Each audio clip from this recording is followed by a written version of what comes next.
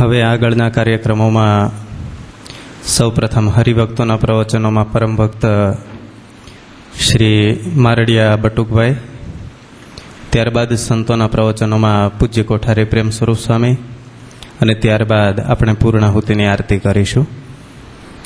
વહાલા ભક્તજનો, પૂજ્ય ગુરુદેવ જોગી સ્વામી મહારાજ એમની 25મી પુણ્યતિથિ નિમિત્તે જ્યારે આપણે સૌ એકત્રિત થયા છીએ ત્યારે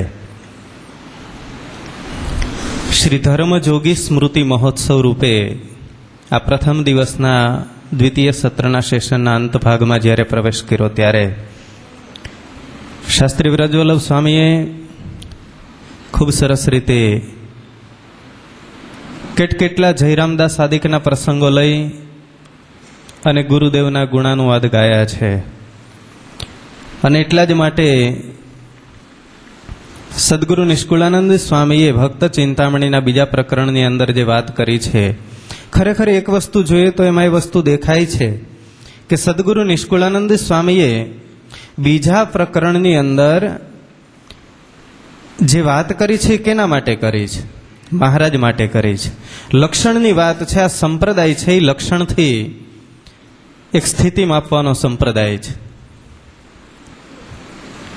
તો એની અંદર વાત એવી છે કે તમારા પ્રતાપ થકી પાંગળો પર્વત ચડે, તમારા પ્રતાપ થકી પાંગળો પર્વત ચડે, તમારા પ્રતાપ થકી અંધને આંખો જડે, તમારા પ્રતાપ થકી મૂકો મુખે વેદ ભણે, તમારા પ્રતાપ થકી રંક તે રાજા બને. આની અંદર 4 જ શબ્દો લીધા છે. એ 4 લક્ષણો કોના છે? એ લક્ષણો મહારાજના છે.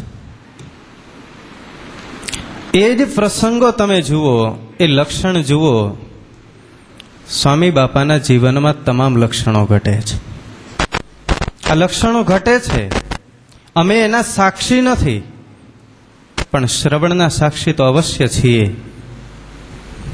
અને આમાં કેટલાય ભક્તો અને સંતો બેઠા છે કે જે આ લક્ષણના સાક્ષી છે, કે સ્વામી બાપાના જીવનમાં જેમણે આ લક્ષણો જોયા હોય, કે આવા કેટલાય ભક્તોના દુઃખ દૂર કર્યા હોય.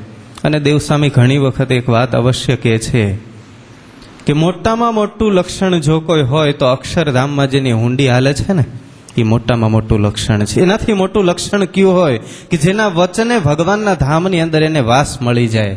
આનાથી મોટું લક્ષણ કોઈ હોય નહીં. બીજું તો બધું બરાબર છે પરોક્ષની અંદર, અને બીજા મહાત્માઓ સાધુ સંતોમાં પણ સામર્થ્ય જોવા મળશે, સાધનની સંપત્તિ જોવા મળશે, પણ સાધનથી જે સંપત્તિ ભેગી કરી છે એમાં ને આમાં હાથી ઘોડાનો ફરક છે. અને એ સંપત્તિ કઈ છે? તો એ સંપત્તિ છે અક્ષરધામની મૂડી. અને અક્ષરધામની અંદર જેની હુંડી હાલે છે, અહીંયાથી સ્વામી એમ કહી દે કે જાઓ તમને ધામમાં મોકલીએ છીએ, અને ધામમાં નિવાસ થઈ જાય, અને પાછા એના સાક્ષી રૂપે અહીંયા કહી જાય કે સ્વામી મને ત્યાં આવવા દે છે હવે અક્ષરધામ. પેલા ના પાડે કે સ્વામી મને નથી આવવા દેતા, મને ના પાડે છે. તો એમ કે સ્વામી કે જાવ એમ કેજો કે પીપલાણા વાળા જોગી સ્વામીએ કીધું છે, અને એટલું જ કે મને પીપલાણા વાળા જોગી સ્વામીએ કીધું છે, અને ત્યાં અક્ષરધામમાં એને એડમિશન મળી જાય, અને કાયમનો નિવાસ મળી જાય, મહારાજનું સાનિધ્ય મળી જાય. આનાથી મોટી વાત ભક્તો કઈ હોઈ શકે? આવા અસંખ્ય હજારો નહીં પણ લાખો દાખલાઓ છે જેના ગુણાનુવાદ ગાતા આપણે થાકીએ. એટલા પ્રસંગો જીવનના સ્વામી બાપાના જીવનના છે.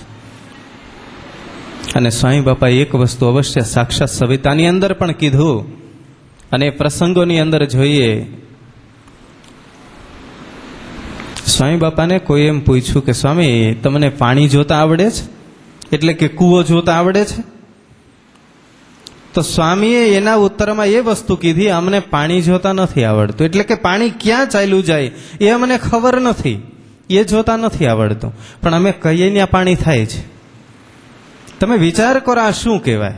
અમે કહીએ ત્યાં પાણી થાય છે, અને તમારે કરવું છે આવું કોઈને? આવું કરવું છે? તમે કયો ત્યાં પાણી થાય, આવું કરવું છે કોઈને? થઈ શકે? સાક્ષાત સવિતામાં બતાવ્યું છે. સ્વામી એટલું જ કીધું છે. બટુકભાઈ ઉપાય કીધો ખબર છે? આ ઉપાય બતાવ્યો છે, અને એ ઉપાય એનો એ છે, જો જીભને વશ કરે તો વરુણ દેવતા એને વશ થાય, પછી ઈ કે ત્યાં પાણી થાય. વરુણ દેવને ઈ કે ત્યાં પાણી, વરુણ દેવને આવવું પડે. સ્વામી બાપાએ સાક્ષાત સવિતામાં ચોખ્ખો રૂપિયો હાથમાં આપી દીધો, પણ કોણ લઈ શકે કયો?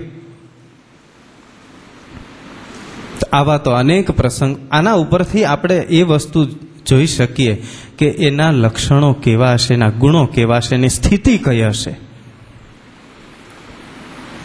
તો આવા સત્પુરુષોની વચ્ચે આપણે જ્યારે વિરાજમાન છીએ, એકત્રિત થયા છીએ, અક્ષરધામની સભા એમનેમ નથી કહેવાણી.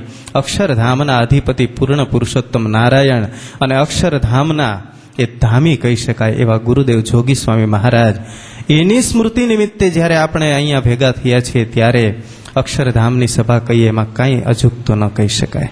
હવે વિશેષ કાંઈ નહીં કહેતા, હરિભક્તોના પ્રવચનોમાં પરમ ભક્ત શ્રી મારડીયા લક્ષ્મીદાસભાઈ માણાવદરવાળા તેઓને આહુત કરીશ કે તેઓ અત્રે પધારી અને પૂજ્ય સ્વામી બાપાના જીવન પ્રસંગ વિશે પોતે પણ ઘણું બધું કહી શકાય એમ છે, અને પોતે કહેશે. પરમ ભક્ત શ્રી મારડીયા લક્ષ્મીદાસભાઈ માણાવદર.